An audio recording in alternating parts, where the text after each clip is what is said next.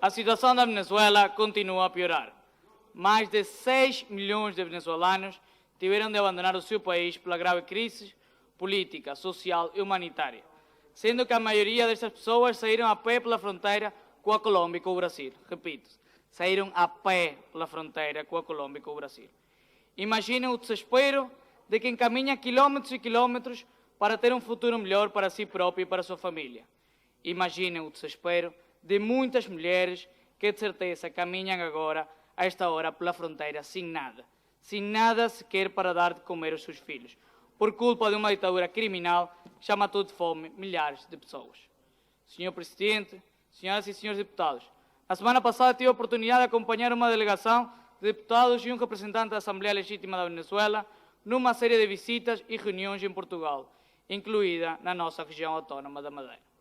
É importante continuar a acompanhar a situação na Venezuela, porque cá temos uma ligação histórica com um país que é irmão da nossa terra, tal como foi referido pelo deputado Ramon Lopes numa entrevista que concedeu, em que acrescentou que não tinha sentido vir a Portugal sem visitar a Madeira. Tem sido um parceiro nesta luta. Foi apresentado no nosso país o Acordo de Salvação Nacional, um acordo que tem 3 objetivos importantes. Em primeiro lugar, a entrada de ajuda humanitária num país que tem a maior taxa de pobreza e desnutrição na América Latina. Em segundo lugar, a entrada de vacinas contra a Covid-19 através do Programa Internacional COVAX, programa que já foi aprovado pela Assembleia Legítima da Venezuela, mas que a ditadura não quer deixar entrar, colocando em risco a vida de milhões de pessoas. Por último, mas não menos importante, criar mais pressão internacional para poder ter eleições verdadeiramente livres na Venezuela, com um acompanhamento técnico internacional que esteja presente desde o dia em que sejam marcadas as eleições, durante e depois do processo eleitoral. Hoje, sem uma mudança das regras, sem pressão internacional, é impossível ter eleições livres e justas na Venezuela. Só para que tenham uma ideia, o chavismo pretende umas eleições sem observadores internacionais, que não permitam a participação dos principais partidos da oposição, com os principais líderes da oposição impedidos de participar em qualquer ato eleitoral por causa das inabilitações políticas emitidas pelos tribunais da esquerda chavista, com mais de 500 presos políticos, com 35 deputados que estão a viver fora da Venezuela porque têm a ordem de captura por parte da ditadura, e com 8 milhões de venezuelanos. 8 milhões de venezuelanos impedidos de votar em qualquer eleição no seu país. Senhor Presidente, senhoras e senhores deputados, no dia de ontem, a ditadura venezuelana apresentou novamente a sua pior cara. Utilizou as forças de segurança pública para perseguir os deputados da Assembleia Legítima da Venezuela. Primeiro, sequestraram o deputado Freddy Guevara, horas depois, tentaram fazer o mesmo com o presidente legítimo da Assembleia Nacional da Venezuela, Juan Guaidó.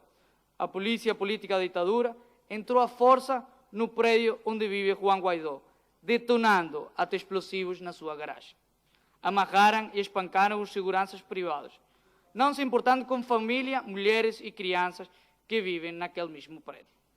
É importante destacar que, se não fosse pela coragem dos vizinhos que lá estavam e pelos jornalistas que lá chegaram, o próprio Juan Guaidó tinha sido sequestrado pelo regime ditatorial que se vive na Venezuela. Senhor Presidente, senhoras e senhores deputados, depois do que vimos no dia de ontem, o mundo não pode ficar em silêncio. Portugal tem um papel fundamental e importante nesta luta. Nós, deputados desta Casa, não podemos deixar de lado esta luta. Este é também um combate que o PS de Madeira não vai deixar cair. Vamos continuar a lutar junto do povo da Venezuela. Nós estaremos cá, porque temos um compromisso com a democracia, com nossa comunidade na Venezuela e, sobretudo, junto de um país que merece viver em liberdade. Peço ainda assim àqueles que estão a acordar agora para a situação da Venezuela que a simples solidariedade não basta, não é suficiente. É preciso acompanhar. É preciso fazer pressão junto do governo português, dos deputados do Parlamento Europeu, da própria União Europeia. Venezuela sozinha não pode sair. Precisa de todos nós. Somos o país da Europa com mais cidadãos europeus na Venezuela. Temos mais de 400 mil portugueses e descendentes que lá residem. Portugal tem, portanto, uma responsabilidade acrescida nesta luta. A presidência portuguesa na Europa acabou e não ajudou em nada esta situação. mesmo em nada. Teve a oportunidade de estar do lado certo da história, mas falhou, deixou cair no esquecimento. Fiquei triste e envergonhado com esta presidência portuguesa relativamente a esta matéria. Senhoras e senhores deputados, dos fracos não resta história, e muito menos de aqueles que com a presidência portuguesa na Europa podiam fazer muito mais, mas foi mais fácil para os socialistas portugueses escolher o caminho da covardia e do silêncio. Muito obrigado.